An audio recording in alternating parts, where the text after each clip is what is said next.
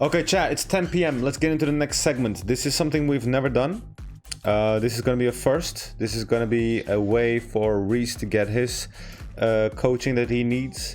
This is a way for me to test the waters for audio-based content. This is a type of coaching that usually applies to higher rank players, but could also definitely be applied to the lower to mid to high rank players. But this is mostly for players who have or are going to play in the bubble scene, if not above. Okay. Rhys, can you give me a call on Discord, please? Also, let's off. Do you have any other questions?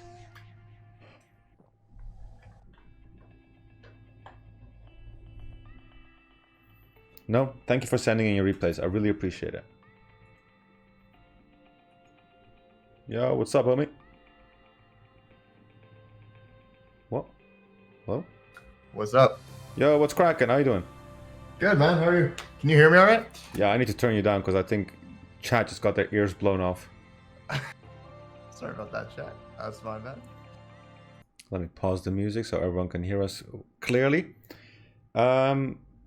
So that's too low? It's too quiet now? Oh, sorry, chat. Too quiet? I'll keep talking that way you guys can kind of gauge it. There you go. That should be good. Yeah, no, I want to talk to you about my practice routine. I want to talk about it, go over it, and then get your input on like what do you think, like what you think if it's viable or not. Okay, but basically, before we get into that, introduce yourself to chat. Who are you? What do you do? What's going on? Why should people listen to you? Yeah, I guess. Yeah. I'm Rhys. I've been playing Rocket League since like 2019. So not like super long. I have about 3,700 hours or so. But I am like top 100 normally.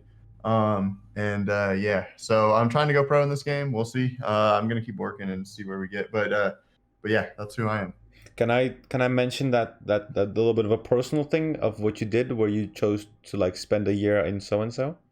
Yeah, go for it. So Rhys made some serious sacrifices to commit because he felt that he was definitely capable of reaching his goals. And what Rhys did was he took a year off of college or university. What was it? I graduated early from high school. So I did high school in 3 years. So I didn't like really like sacrifice anything. I just kind of took a year off instead of going to college right away. There you go. So he took a year in between, like a pause. Let's call it a pause.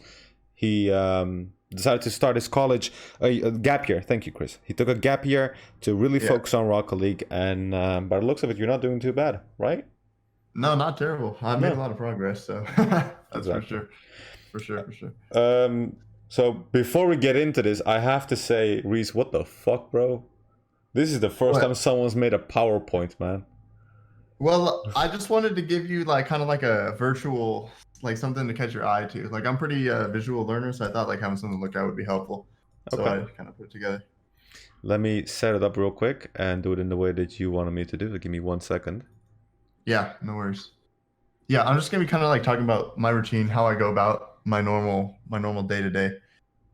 And yeah, get your input on it. And I'll have chat up too. So if you guys have questions, you can just say it in chat. I'll try and answer them. So let me explain to chat why we're doing it the way we're doing it.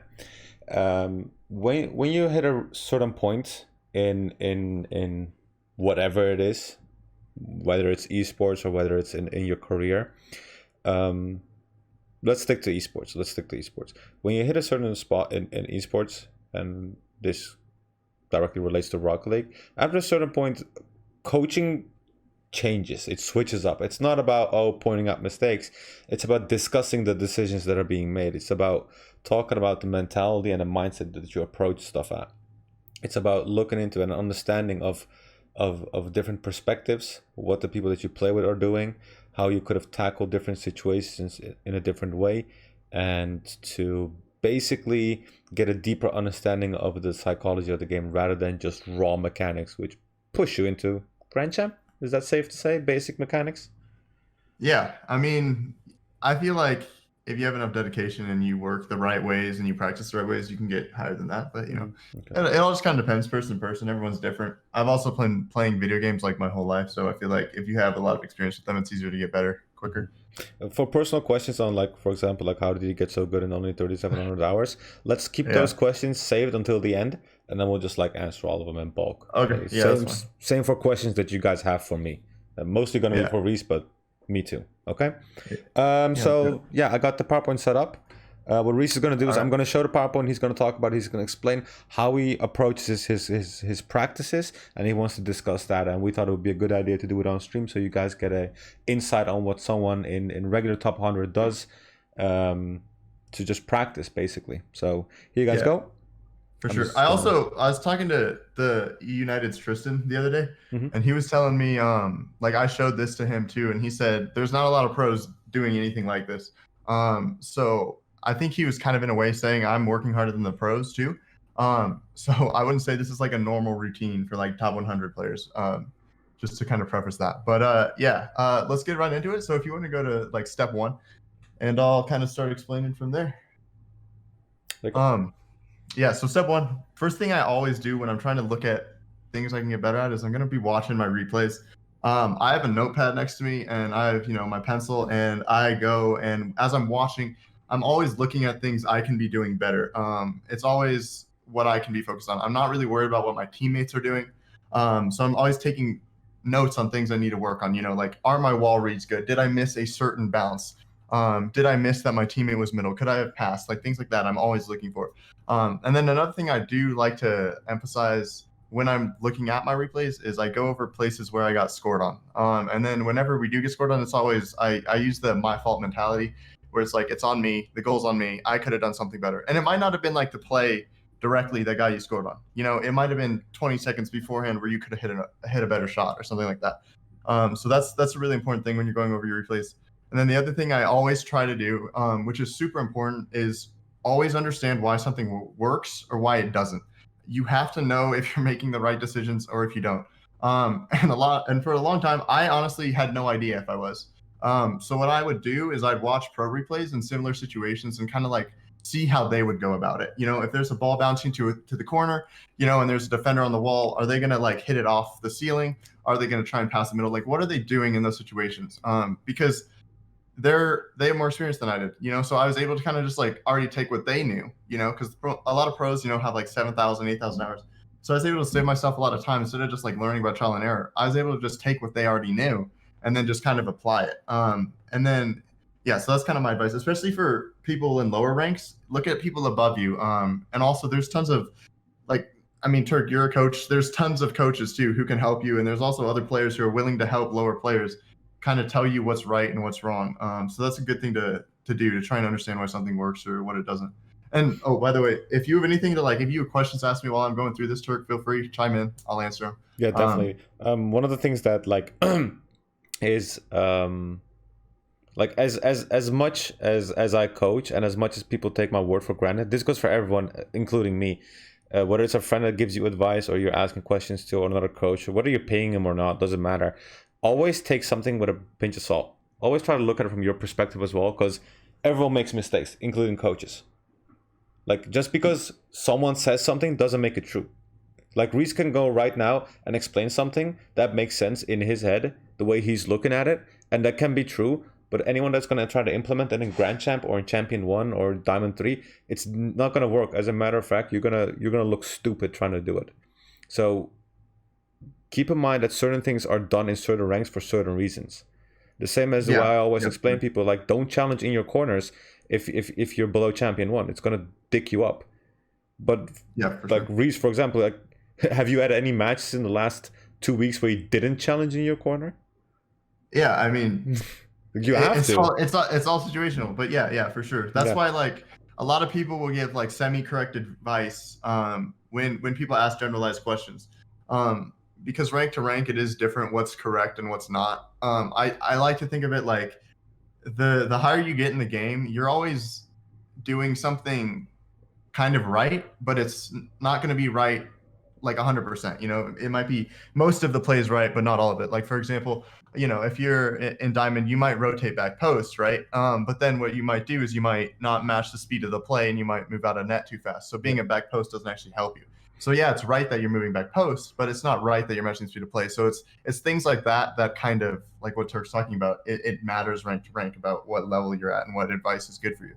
Can you explain to the viewers on how to have the my fault mentality, but not be completely self-deprecating, where you just like drive yourself into the ground? Because it is a very common occurrence, especially occurrence in definitely in top 100, and even more in 1v1 in one players, where they just drill themselves into the ground on having a negative mentality and everything is their fault. How do you stay above that? How do you stay clear-minded?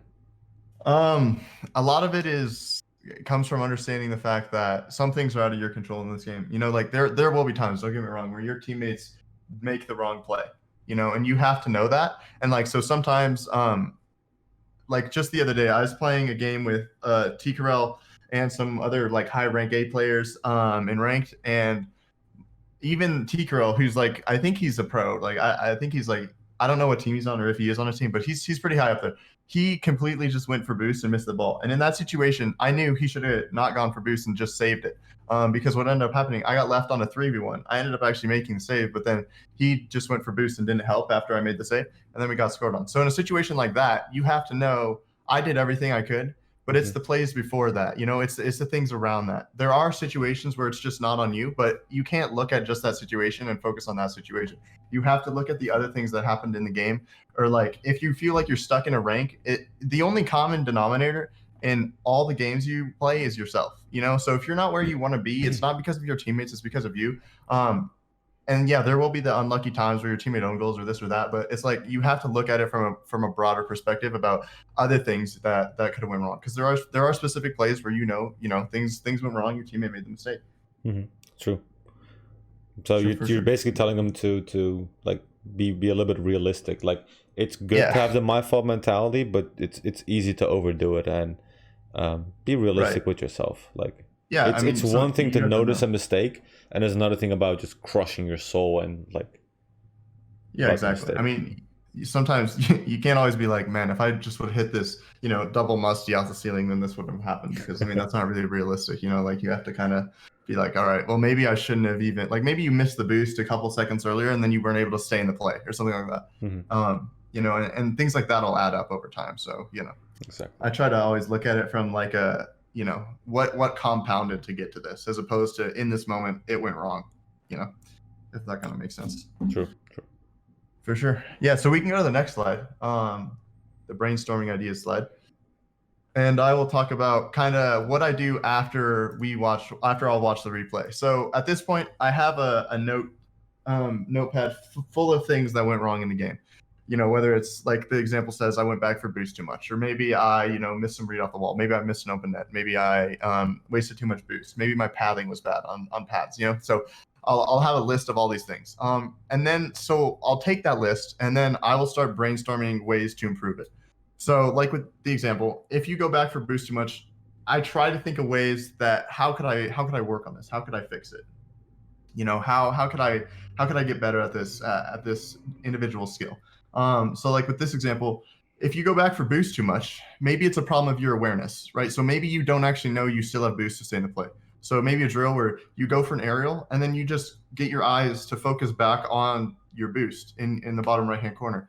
And then you just keep doing that and you develop the muscle memory of your eyes. And especially in Rocket League, I don't think it's something talked about enough is where your eyes should be looking. The muscle memory of your eyes and where they should be looking in certain moments of the play is super, super important for your awareness. So drill like that. Maybe you just have bad awareness, or maybe you just have a bad habit of thinking you always need boost to stay in the play. So maybe you go in a game, right? You go in a ranked game where you just try. If you ever have 40 boost, you just stay in the midfield. You stay in the play. You keep rotating. And then if you ever have less than that, then you go grab a couple pads and get back in the play. So things like that you can kind of practice and you brainstorm all these ideas. But also an important part of brainstorming is being okay if you have a bad idea. Like the last idea I wrote was hide the boost meter. I'm not sure how helpful that would be if you're working on going for boost too much, because you won't know how much boost you have. So in this stage, it's okay to brainstorm and be wrong, because eventually you're going to go and you're going to pick things when you go to implement them into your schedule. So yeah, this is kind of what's the next step for me as I try to improve. Yeah, this is definitely one of those things. Just like with keeping track of like boost tracking of the opponent and your teammates, it's kind of Yeah. like it starts with yourself, doesn't it? It's like Hmm. I don't really look at my boost either. It's more of like a feeling, like a muscle memory that you get. And you make a really good point that we don't really talk about how to train that, how to focus that. And I think that's partially the reason why I'm really liking the eye tracker that I'm using for coaching. Is Right. people can actually see what I'm doing. Like even if I don't talk about it, there's a lot of things that go untalked about when I coach. And I realized that you can't tell or teach everything because it is scientifically proven that you retain 70% of the information that's given to you, and that's on the most optimal situation. So definitely going over certain things over and over again helps, and I guess that's what you mean with like with building muscle memory. Right. I went like Porky Big for a second there. Boozing boost. Hold on, chat's talking Yeah. about my camera placement. 1 second, there you go. Yeah, no, you're good.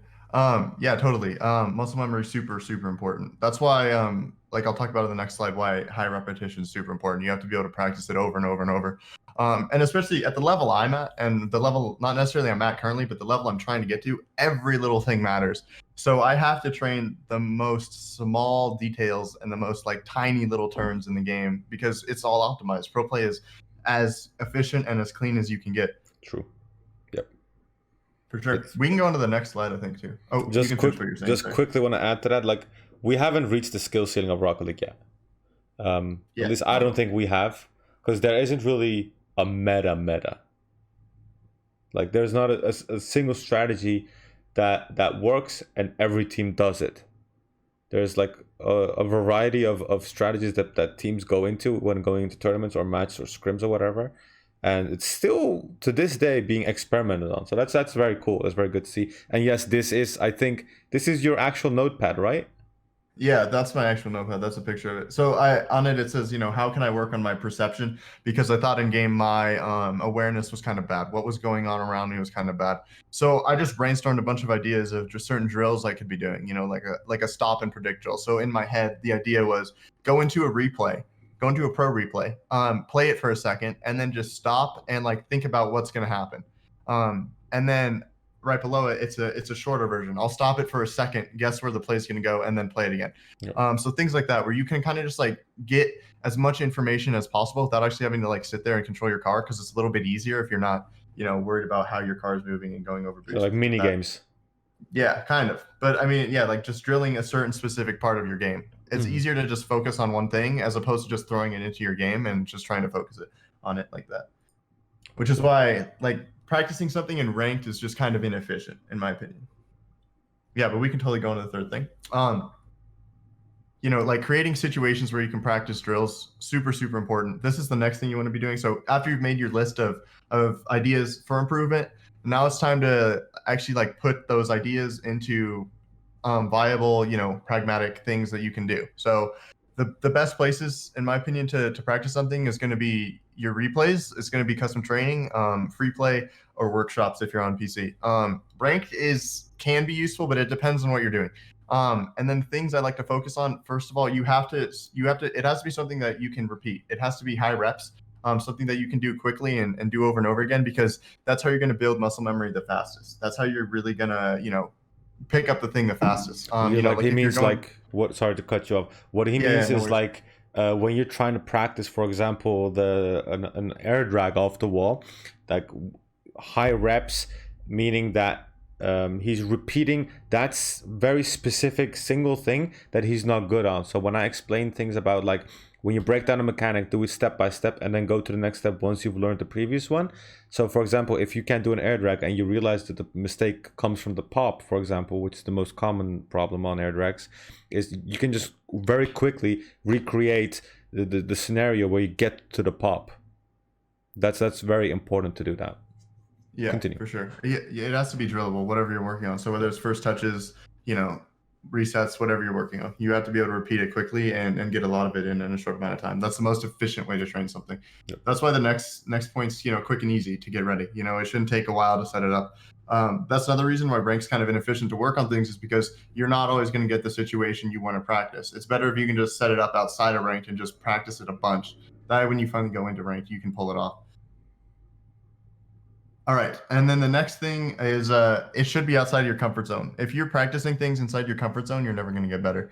You have to be working on things that are, difficult for you, but not overly difficult. Otherwise, you're going to be sitting there with no idea what to do. If I tried to practice, like quintuple double musties, I'm not sure how well it would go. I could start learning triple musties because I know how, or not triple, sorry, triple resets because I know how to do doubles. But it's not a good step to just go from one thing to like the complete, opposite end of the spectrum. Yeah. If I started trying to learn what, Evample's trying to do and all that stuff, it's just there's no point in me doing it. Because it's so far out of my comfort zone. You have to learn step by step. There's levels to this. And then, what were you gonna say, Turk? Just true, 100% true.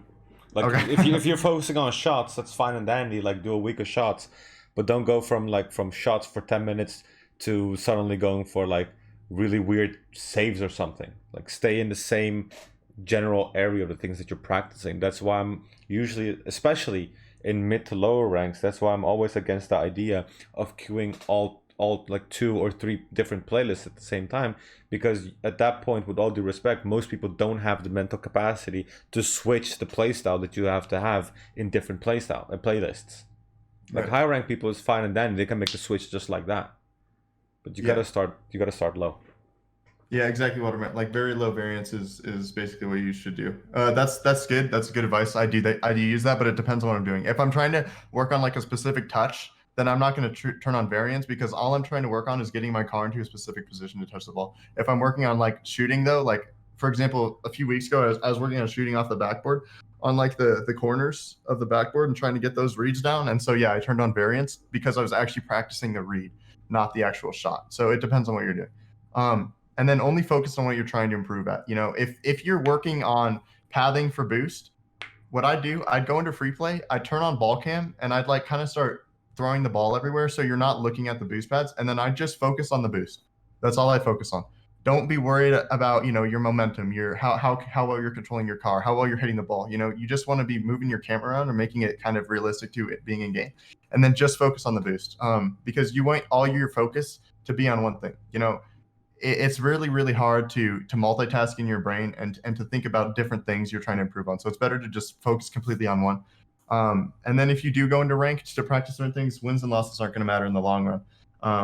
I've played thousands of games. Do I remember every single one? Not even close. Like you have to know improvements along game, and before you really go up, you're going to go down, because you're not going to be able to do something to the level that your normal plays at. Like if I'm trying to practice my overall awareness and that's all I'm focusing on in ranked is where everyone else is, my touches are going to go down because I'm not focusing on them. And so as I do that, I'll probably lose games. But once I can finally have the awareness and the touches at the same time, then your rank goes up even higher because you can do more. You're just recapping everything I've been trying to teach for the last 2 years. This is awesome. Yeah, for sure, for sure. So yeah, I mean, it's definitely really important how you practice, and this is kind of, you have to create these situations in your head where you can be focused and concentrated and really work on what you're trying to get better at. True. I got nothing to add. That's exactly what needs to be done. I really want to emphasize on W's and L's don't matter in the long run. Like, that's what I mean when I say, like, technically your rank doesn't matter, even though it should be the driving factor for most people. When you're practicing, when you're still learning, the first lesson should be to learn how to take the L. Like, you have to get over it. Yeah, It should be a 100%. motivation, not something that puts you off the game. It should be like, hey, look, you still got something to learn. And how beautiful is that? That's the way I try to approach it, at least. Yeah, for sure. Losing's just a part of getting better. You have Yeah. to be comfortable with it. You have to be okay to fail and mess up, and that's fine. Like Yeah. there's not one pro in this game who's like won every game, or even like like it doesn't work like that. You have to lose to get better. Yeah. That's just how it is. You just can't avoid it. That's why, like a few months ago, I used to hate queuing rank because I didn't want to lose. But then you have to just get over it. You just have to get over the fear of losing and stop worrying about your MMR. Because if you do, you're just never going to get better. You have to put yourself in these situations. Very true. I completely agree.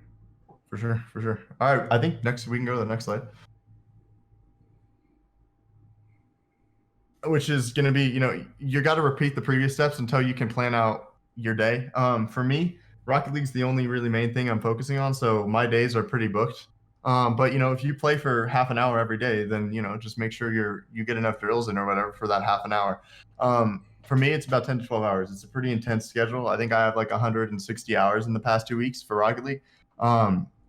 And so kind of the biggest things I try to do is when I'm thinking about drills, I have to think about, are they actually useful at the level I'm trying to get to? You know, will pros use this mechanic? Or will pros do this specific thing? Because you know, there's no point in training for something that you're not going to be having time to do. You know, like if I go for turtle air dribbles and I start practicing those, yeah, my car control might get better, but there are better ways to train my car control as opposed to doing something and learning a mechanic that's not really useful for me. Yep. You know, and being critical of the drills you're making, you know, make sure they can actually help you. Like, will this actually improve my game? You know, if you're a diamond, is practicing flip resets going to help you? I mean, maybe a little bit, but like it's not the most important thing. So, you know, being aware of what's going to improve you the quickest is also an important part of getting better quicker. Like what I want to add to that real quick is like I think it's going to be easier for them to understand if we just call it like a list of priorities. Like when you're Yeah. a diamond, a flip reset shouldn't be on your priority list. Like it shouldn't even be in sight because there's so much to learn and to focus on and practice. It's like for like if you get into Grand Champ 2, whatever, then sure, yeah, of course, flip reset should be near the top if you haven't learned already, because that's one of those things that just you have to apply. The situations occur, and it's one of those things that just throws those people at those ranks and higher off. Yeah, But for sure. a platinum person, he's not gonna understand what's going on anyway if you're in the air. Yeah, like those players just need to learn how to hit the ball. I mean, Yeah, they just need to play the game really. Like that's all they need to be doing. And then another thing I like to do is just ask other pros. I'll go into pro streams and just ask what they think of the drills. I'm not sure if I would do this if I was a diamond because they might, you know, like they probably get enough of those questions, but I feel like I play with the pros that I ask a lot, so it's okay. It's more like I just kind of go in and I'll ask him. Like I'll talk to Tristan a lot, or you know, I talk to Angel. He's a rank X player, definitely up and coming, and I'll ask them like, what do you guys think? Is this useful? Where's the meta changing? You know, and it's good things to ask for sure. definitely. So this ties into what I always try to tell you guys. Like when you ask your favorite streamer or your favorite pro a very general question, or you look at things that he's doing and he gives you the answer, it's like that answer does not apply to you most often than not. When they turn around and say just play more, it's not because they're just trying to like blow you off, but it is really hard for someone who is not a coach, who is a player. It is really hard to look down so far away. Like these are pros we're talking about. This is like LeBron James telling someone around the corner how to hit a ball, how to throw a ball, right? That's so far in the past. It's really hard for them to understand where you're coming from with that question. Right. Exactly. Well said for sure. Definitely. And also, like, if you got like whatever your goals are in this game, just make sure you're having fun too, because you don't want to like be stressing out over getting better. Like if you say you freestyle too much, like if you like freestyling, practice your freestyling. You know, like it's not like you have to be a pro in this game. Do whatever makes you happy. You know, Exactly. for sure. Like, Like there's if no, you're a freestyler, be a freestyler. No one's gonna look at you differently. But yeah, yeah, the problem that I have personally on stream is freestylers come in and then they ask about like to get coached, they get coached and they get like critique and stuff. And I tell them that like, dude, you're not being competitive. You're freestyling. There's a big difference. Like yeah, understand that freestyling and competitive play are completely different things, and it is okay to be in any of those things or both. Fuck it, perfectly right, fine. But don't intertwine them. You can't mix those two things together. yeah, no, no. Do you have a tip of how to get rid of bad muscle memory? I mean, it depends on what it is. Like, I used to have a bad habit. Like, I used to be really bad at wave dashing. Like, I would wave dash, but then I would like it wouldn't be smooth. You know how your car will kind of flip up if you wave dash wrong, and I used to do that a lot. Or another thing I used to do, I used to always air roll no matter what when I went Oh for the my god. ball, which is kind of inefficient. So like, you know, the way you practice this is you have to set a situation that is specifically focused on that thing. So for me with the air rolling thing, you have to like learn when situations are good for air rolling. You know, like is it actually useful to be spinning your car right here? And if it is, then you can use it, but you kind of have to like go back and relearn the mechanic in a way. But really the big thing to breaking bad habits is you have to isolate that skill exactly and then just work on correcting it the better way, and then eventually with enough time, you know, you'll get You it have to done. consciously and actively think about that thing, and it's gonna go back to what Rhys was saying earlier, where if you're trying to improve on something, you're gonna go back a little bit. You're gonna go back a couple of steps. That's normal because Exactly. you're putting all your focus and effort into that one thing, and now you're not paying attention to where the ball goes or where your teammates are. That's part of learning. It's not Yeah. that you're at a certain level, you locked it in, now you're there, and you're gonna focus, and it's gonna add on top. It's not like, no, you got a certain amount of focus and attention that you can divert to certain things. That's where muscle memory comes in, because then you don't have to think about those things anymore, and it just comes naturally, and then you start Right. practicing other stuff. That's the growth. Exactly. Exactly. All right. I Um, think we can go on to the next Someone step. was quickly asking how many slides you Yeah. have, by the way. I think 6. 6. Yeah. It's not too many. So yeah, step 5. The next thing I'm gonna do is add the drills in the practice schedule. I do apologize about my bad handwriting, but honestly, it's not a big deal to me because I'm really the only one reading it, except for this. But I apologize about that. Anyways, though, the next thing I do is I add drills into my schedule. Depending on what my day looks like, because I mean everyone has real life stuff going on. Whether your family's in town and you got to go to dinner, or, who knows? You got work, you got school, whatever you got going on. You have to plan around those things. So what I always like to do is just kind of like talk to my family about what's going on in the week. That way I can kind of have an idea in my head about things I need to work around. Or like if we have vacations coming up, or like my family likes to go camping. So if that's ever coming up, I always will try to get more hours in to kind of make up for that. I don't like to go on to vacation and just like kind of like keep a regular schedule. And especially with how competitive Rocket League is at the highest level, I mean, you can't be getting outworked by other people. So that's something I try to keep in mind. But I always try and have my next day planned out before I go to bed. It just kind of helps me that way when I wake up, I know exactly what I need to be doing. I can stay focused. And then having a nice detailed plan about step by step helps keeps you focused. That way you're not just kind of sitting in free play, not knowing what to do. If you plan it out beforehand, give yourself specific things to work on, then you know what you're going to be needing to do. So, I mean, right on the right, there's a picture of one of my schedules from a couple days ago. That was just the beginning of it, the first like 6 hours or so. Um, and that's just kind of it goes step by step. The first thing I did the freestyle rings practice on Left's new map, the neon rings thing. And the first thing I tried to do, just a quick clean run, 30 minutes, get used to it. And then I'm practicing arrow right. I normally use arrow left, but I'm learning arrow right because I think it's going to be helpful to know both of them. So that's what I was practicing. And the next thing, practice awareness. Like the KTP stands for keep track of the player drill. So what I did, I went into free play, or not free play. I went into a replay and I just kept track of everyone on the field and just tried to keep a mental note of where everyone's rotating. That way I can anticipate things. Because if you're good at doing that, think about if you always know where everyone is on the field. It's hard for you to hit the ball to the wrong place if you have the ball control to move it in where you want it to go. If you have that understanding, it's easy for you to take it to where you want to go. Before you continue about the rings map, so you're saying that even though you put so much effort in and that you're taking a gap year, that you're still technically planning Rocket League and hopefully your esports career around your personal life and your family and friends, not the other way around. Yeah, I mean, I think with anything you do, you have to have your values in line. And I mean, this just kind of comes from like your self awareness. Like, what's most important to you? Is it if it's your work, then I mean, plan around your work. But for me, it's my family. It's my friends, people I love, people I hang out with. So I plan around them. You have to prioritize them because when things get really busy, you have to have a schedule to keep everything in check. Otherwise, you're just going to lose track of time. Just quickly, there's a few people that just tuned in. This is Yeah. Rhys, uh, consistent top 100 basically. Took a gap year to really focus on Rocket League, and he's explaining to us and chat that he's how he's practicing, what he's doing, and what's going on in his head when he does those things. And he's just like showing us his daily exercises basically, and how he looks at the game.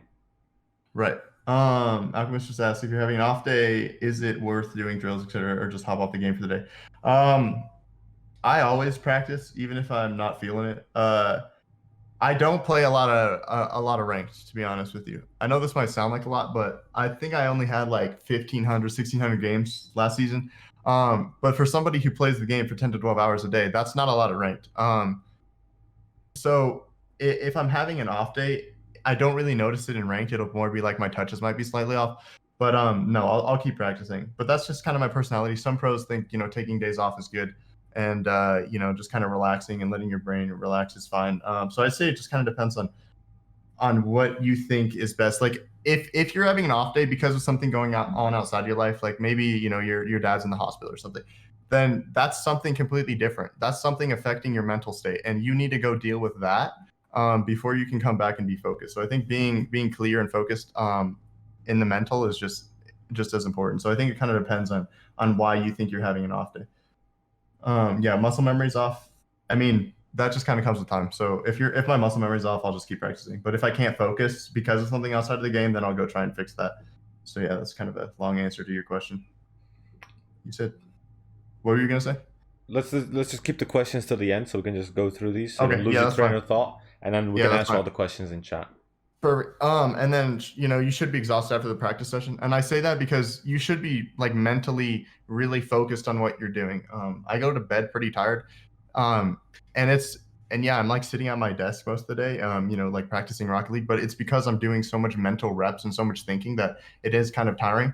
One thing Tiger Woods used to do is he would always like after he'd practice for a bit, he'd stop and he'd just like try and take it all in, and he'd close his eyes and just kind of like think about what's going on.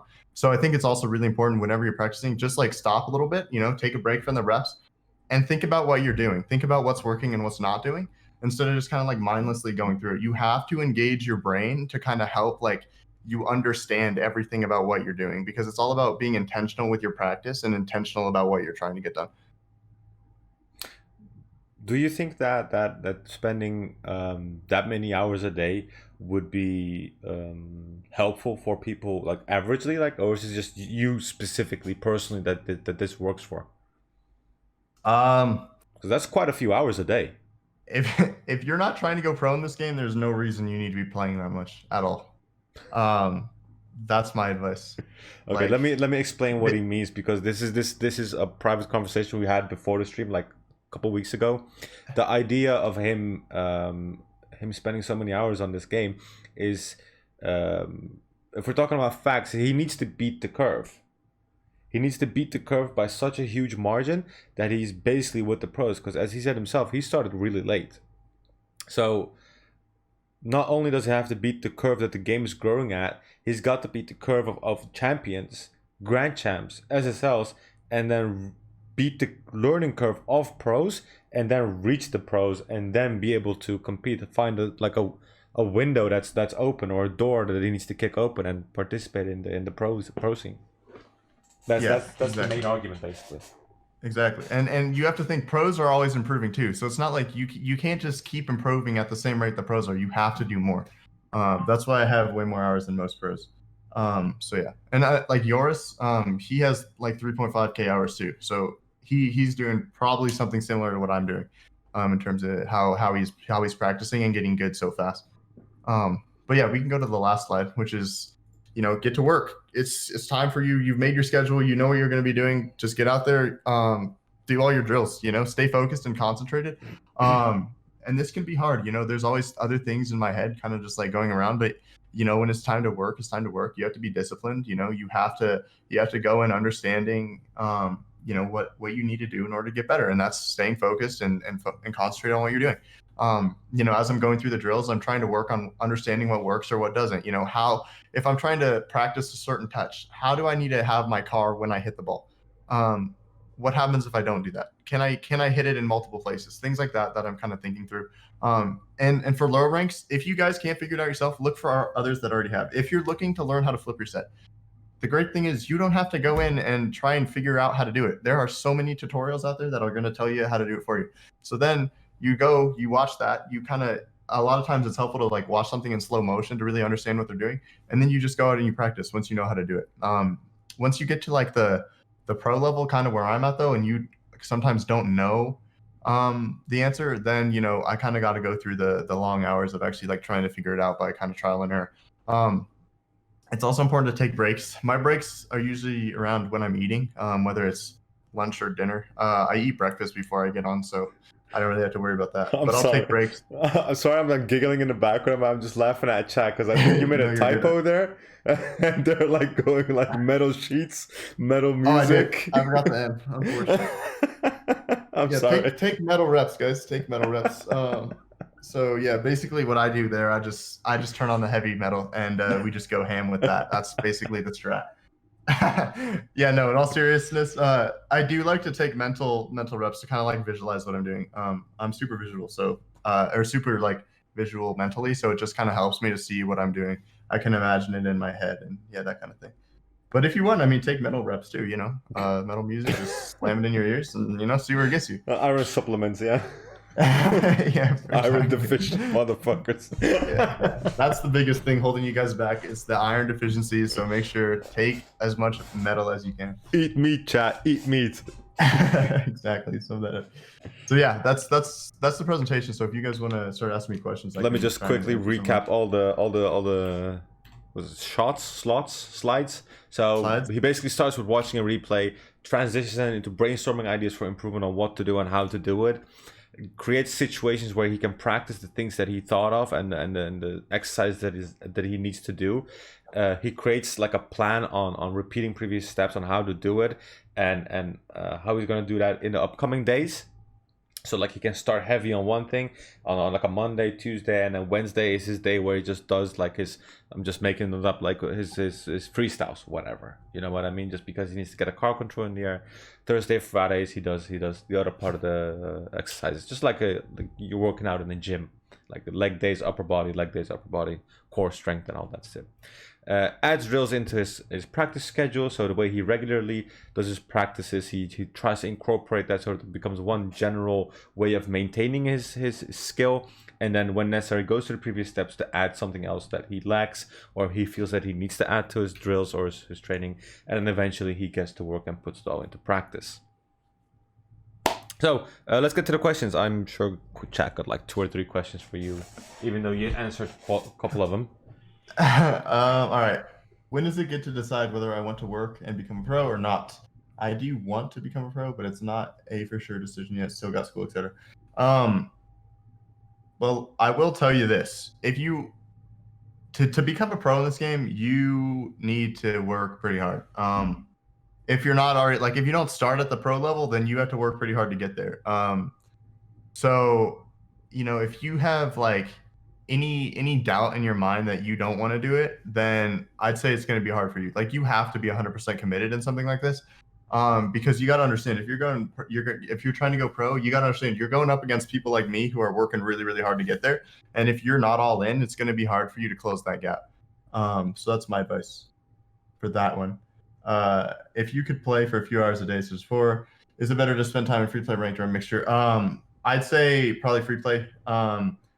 And mostly custom training. It depends on what rank you are, and it also depends on what you're trying to practice. If you're trying to practice like the game awareness, such as like if you want to practice rotating back post, then I'd say like going into ranked is a good way to do it.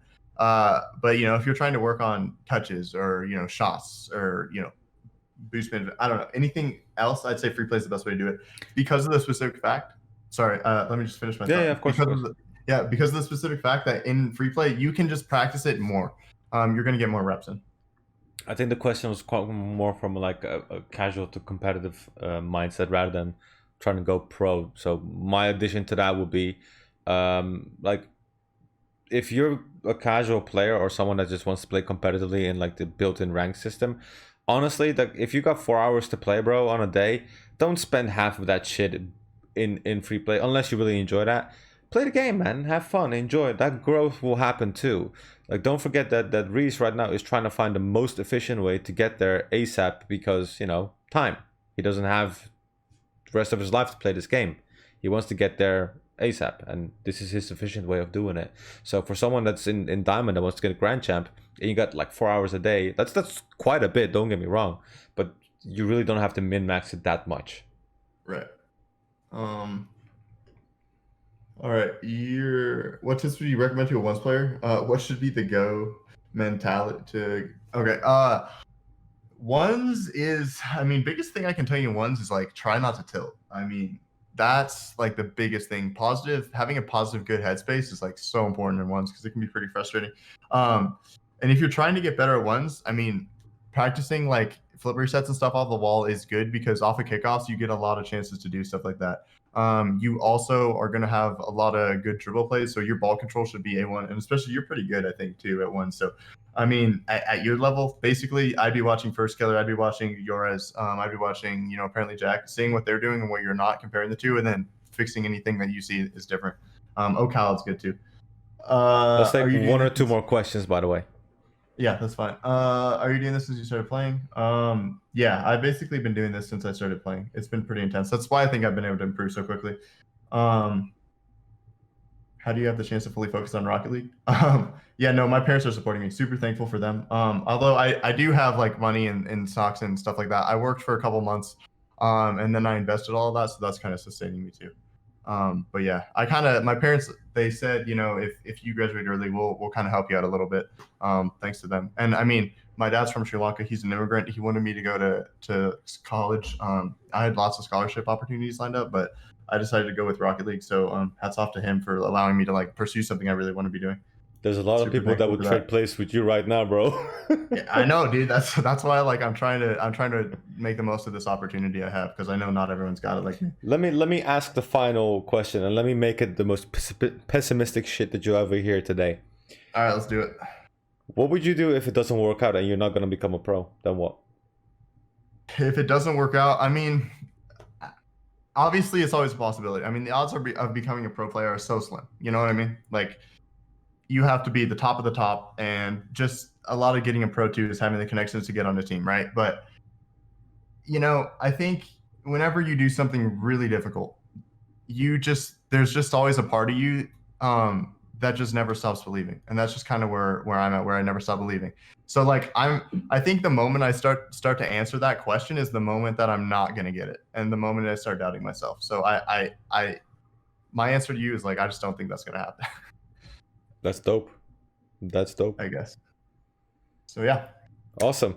Any further questions? I quickly want to say I don't know what Rhys's stand is on this, but from my end, if you guys would not spam literal shit in his DMs, I think he would really appreciate that. He's around the stream very, very often, so if you guys got any questions or stuff, just you can ask that in stream. I'm pretty sure the dude wouldn't really appreciate having like 50 odd people DMing him with questions, unless you're up for that, Rhys. That's up to you. Yeah, but no. I Yeah, want to speak for you. Yeah, I'll be in chat. So if you guys just, like tomorrow or whenever Turk streams, I'll be in chat. So if you guys just at me, then I'll probably answer them, because I do get quite a few DMs now. I don't know, it's definitely new for me, but yeah, if you guys could keep the DMs to a minimum, that'd be appreciated. Yeah, that'd be great. All right. Well, first of all, I want to thank you for your time, and thank you for explaining, in your own words, what goes on in your daily exercise and how you approach it, and where you come from. I did want to ask you though, like, do you think it's a good routine? Like, do you think it's going to be pretty solid? Dog, this is my personal approach at it. This is not from a coach's perspective. Me personally, let me know what you thought. This is fine. This is really good, but this is extremely personalized. So, you and I don't really share the same character. If I were to have to do this to get pro, I probably wouldn't finish the first slide. As much as I like structure, this isn't the right approach for me. Yeah. So chat, like as I said at the beginning of the stream, or beginning of this segment, take everything with a pinch of salt. Like, this works for him, and that's awesome. And I really hope that he succeeds in what he's trying to do. And this exact same thing might work for some of you in chat right now. But me personally, this wouldn't work for me, because I have a problem with authority, and I have a problem with regiments. So I can't do that. I'm a very it has to sit with me in my mind. I have to feel it. If I don't have the feeling, then it's not gonna work, because I'm gonna sit there against my own will, and as much as a drive I have to become one of the best, it's just not gonna work, because just personality reasons. But I don't see any mistakes in this. This is, if it works for you, it works for you. As a matter of fact, I'm quite surprised that you're taking it this far. This is really cool. Like, awesome. This far? What do you mean? Like, it's very rare to see someone this committed, taking notes, actually planning out his day, like setting up all his stuff that he needs to do like a day beforehand, so he knows exactly what the fuck he needs to do the next morning when he wakes up. Like, that's dedication, and there's nothing but respect that you can gain from doing that. Appreciate it. Awesome. This is really cool. Like, the first time we were on voice call, in a call together, the way you talked to me, I said it to you instantly. Like, you're on the right track. But this just almost cements it that you at least have a goal. And as I said earlier, like, I hope I can be of any meaning to you and you succeeding your goals, because it would honestly break my heart for someone to invest so much time, effort, and just anything and then not get his goal. This is great. I appreciate it. Yeah, thanks. No, you've been super helpful. I appreciate it. I mean, just like super kind, super, anything I need to talk to through, you're there. So I appreciate that a lot. For sure. Okay, I'm going to say goodbye to you. I'm going to quickly skim through chat, and then we'll see what we do. Thanks for having me. I appreciate it. No, thank you, man. This was amazing. Have a good day, Rhys. You as well. Take care. So that was Rhys, chat. That's the way he approaches his career, basically. And yes, this will go on YouTube. This will be edited out and put on YouTube so that everyone else can understand where this is coming from. No, like, there is some, like, obviously there's some things that there's a lot of things I don't know, and there is a bunch of stuff that he's told me about his personal situation, and which enables him to do this, and he's fully aware of how, in his words, lucky he is, and he's doing his damn best to not disappoint anyone. Like, his family is very supportive. He's got a very good relationship, from what I understand, with his family, and the best thing about it is that he fully realizes that. That's what is really cool, because it's very easy to take shit for granted. He really doesn't. That's why I really fuck with Rhys.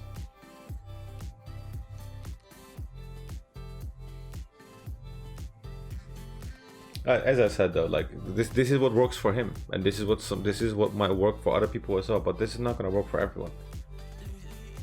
10 hours a day Rocket League? Nah, that's not. For most people, for some people, that's not gonna work. The support helps, definitely helps. Definitely. So, if you guys don't mind, it's 11 p.m. I'm tired.